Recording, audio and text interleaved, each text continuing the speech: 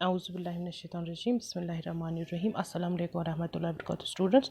Today I, Hinan Ara, teacher HS Kaslo, delivering lecture for class 10th. Subject is English. Date 3rd July. Topic is अभिली. इसके 2 lecture हमने पढ़े, तो आज हम इसका तीसरा लेक्चर पढ़ेंगे.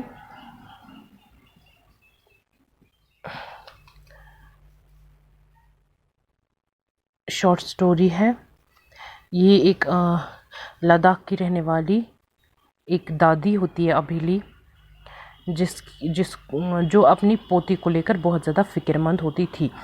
तो यहाँ पे जो लड़की रुखसाना इसकी पोती होती है, तो उसका बड़ा भाई होता है कागा, तो वो उसके साथ मुखातिब होता था. तो यहाँ पे हमने 2 लेक्चर्स में पढ़ा. लास्ट पे जब वो उसके चाचा और बाबा उसके थे, जब वो शिकार पे जाते थे, फिर वो घर आके गन रखते थे. फिर दादी इतनी सिंपल थी कि दादी मतलब कैसे फिर उस गन का ख्याल रखती थी, क्योंकि उसको लगता था कि अगर किसी ने भी इसके साथ हाथ लगाया तो ये वहाँ से गोलियां निकलेंगे और ये सब मर जाएंगे. तो वहाँ पे फिर जब ये वो वापस आए, उसके दादा और उसके चाचा और उसके बाबा आए वापस, तो इन्होंने उसको ये कहानी सुनाई कि दादी ने ऐसा किया. तो वो सब हंस के नीचे गिर गए, मतलब इतना उनको हंसी आई. तो आगे मैं आपको इसकी कहानी बताऊंगी, समरी ही बताऊंगी शॉर्ट में. तो फिर ये इसी के कुछ एपिसोड्स दिखाए गए हैं इसमें आगे. तो पहला जो है वो ये है कि ये जो रुखसाना कहती है कि मैं दादी की सिंपलिसिटी का गलत फ़ायदा उठाती थी. वो ऐसे कि अगर उन घर में बहुत ज़्यादा जॉइंट फैमिली थी, तो बच्चे बहुत ज़्यादा थे, वो मेरी कापियाँ लेते थे, तो फिर उनको फाड़ते थे अपनी पतंग बनाने के लिए, टॉयज़ बनाने के लिए. तो फिर मैं रोनी सूरत लेकर जाती थी अभिली के पास और उसको बोलती थी कि ये कागज़ सरकारी थे, वो मुझे मार डालेंगे, वो मुझे फ़ाइन करेंगे. तो ये जो अभिली वो उनको संभाल कर रखती थी.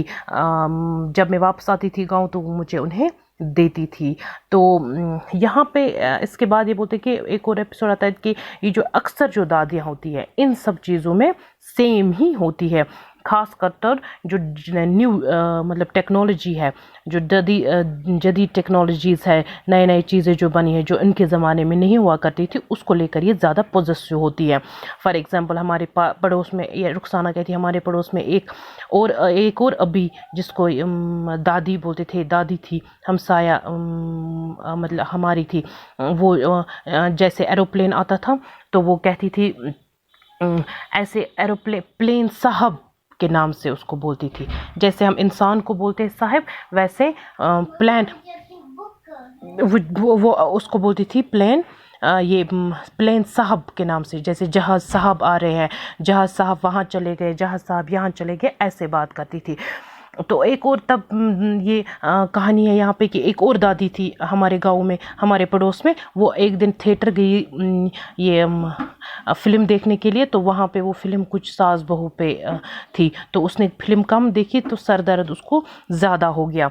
तो फिर वहाँ से आके जब उन्होंने फिर इत्फाक से एक लड़की ऐसे घर में हमारे हमसाए की एक लड़की ऐसे घर में ब्याही गई थी जहाँ पे उसकी सास से बिल्कुल भी नहीं बनती थी, इसलिए वो एक दूसरे की तो लेकिन जब उसको गुस्सा आता था तो वो बहुत ज़्यादा शरारत करती थी, बहुत ज़्यादा गुस्सा करती थी, शेरनी जैसी होती थी.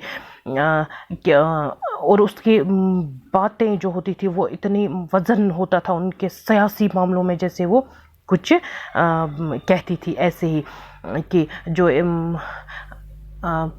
वो ये भी कहती थी, फिर इनको अपने मज़हब का मतलब लेसन देती थी कि फिर ये होता है, फिर क़यामत आएगी, फिर उस दिन आपको सब कुछ देखना पड़ेगा, उसको उस दिन हिसाब देना पड़ेगा हर एक बात का. मतलब ऐसे इनको डराती थी.